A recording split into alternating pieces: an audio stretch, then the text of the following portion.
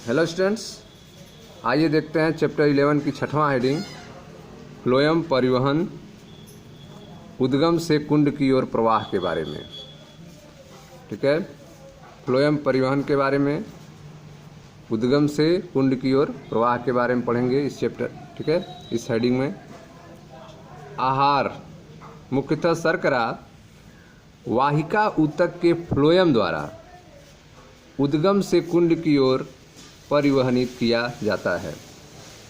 ठीक है, तो जो पत्तियों में प्रकाश संश्लेषण के द्वारा आहार बनता है, भोजन बनता है, शर्करा बनता है, वह वाहिका ऊतक के फ्लोएम द्वारा उद्गम से ऑरिजिन से कुंड की ओर परिवहनित किया जाता है। ठीक है, तो आहार मुख्यतः शर्करा वाहिका ऊतक के फ्लोएम द्वारा उद्गम से कुंड की ओर परिवहनित किया जाता है। सामान्यतः स्रोत को पौधे का वह हिस्सा माना जाता है जहां आहार संश्लेषित होता है, आहार निर्माण होता है। ठीक है, सामान्यतः स्रोत किसे माना जाएगा? तो स्रोत को पौधों का वह हिस्सा माना जाता है जहां आहार निर्माण किया जाता है, आहार संश्लेषित किया जाता है, जैसे पत्तियां और कुंड।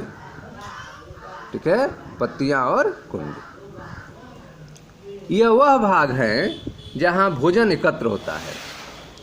ठीक है, यह वह भाग है जहां पर भोजन एकत्र होता है, लेकिन यह स्रोत और कुंड अपनी भूमिकाएं मौसम एवं ज़रूरत के अनुसार बदल भी सकते हैं।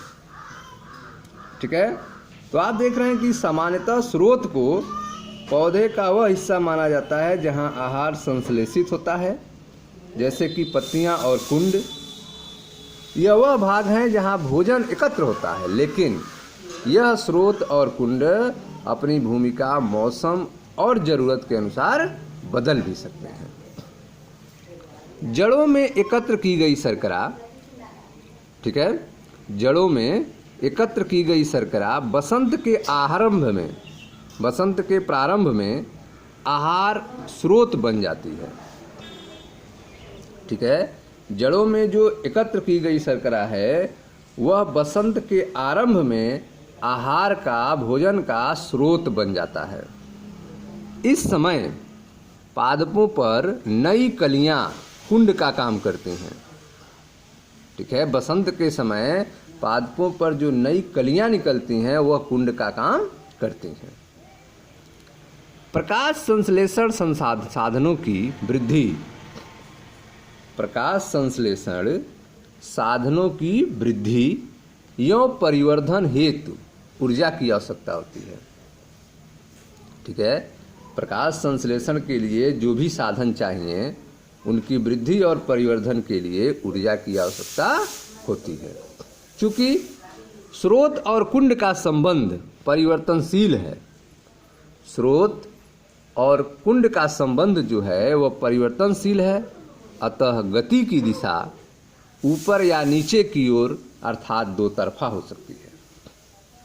ठीक है, तो यहाँ पे आप देख रहे हैं कि गति की जो दिशा है वह ऊपर या नीचे की ओर अर्थात दो तरफा हो सकती है। ऐसा क्यों है?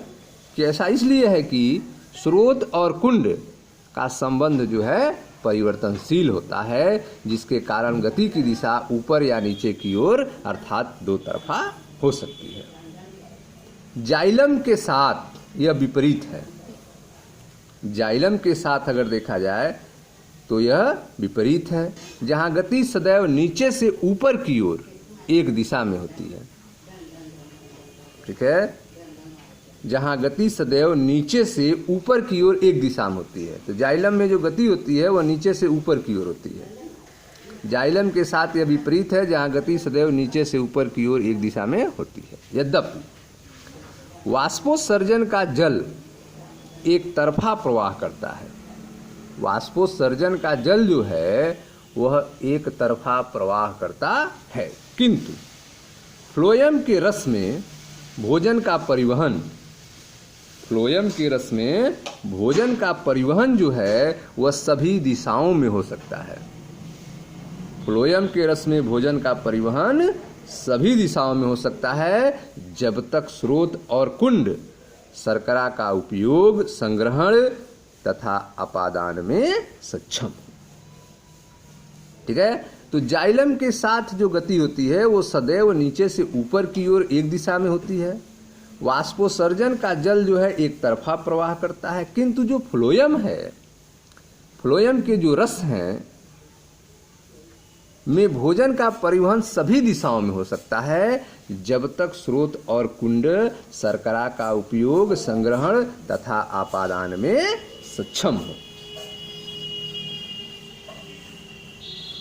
फ्लोएम रस में मुख्यतः जल और शर्करा होता है। फ्लोएम रस में मुख्यतः जल और शर्करा होता है, लेकिन अन्य शर्कराएं, हार्मोन तथा अमीनो अम्ल आदि भी फ्लोएम के द्वारा स्थानांतरित होते हैं। ठीक है, तो फ्लोएम के रस में मुख्यतः जल और शर्करा होता है, लेकिन जो अन्य शर्कराएं हैं, हार्मोन हैं और अमीनो अम्ल हैं, यह भी फ्लोएम के द्वारा स्थानांतरित होते हैं। ठीक है स्टूडेंट्स, तो यह था फ्लोएम परिवहन के बारे में। मिलते हैं नेक्स्ट वीडियो में, जहां दाब प्रवाह या सामूहिक प्रवाह परिकल्पना को समझा जाएगा। Thank you.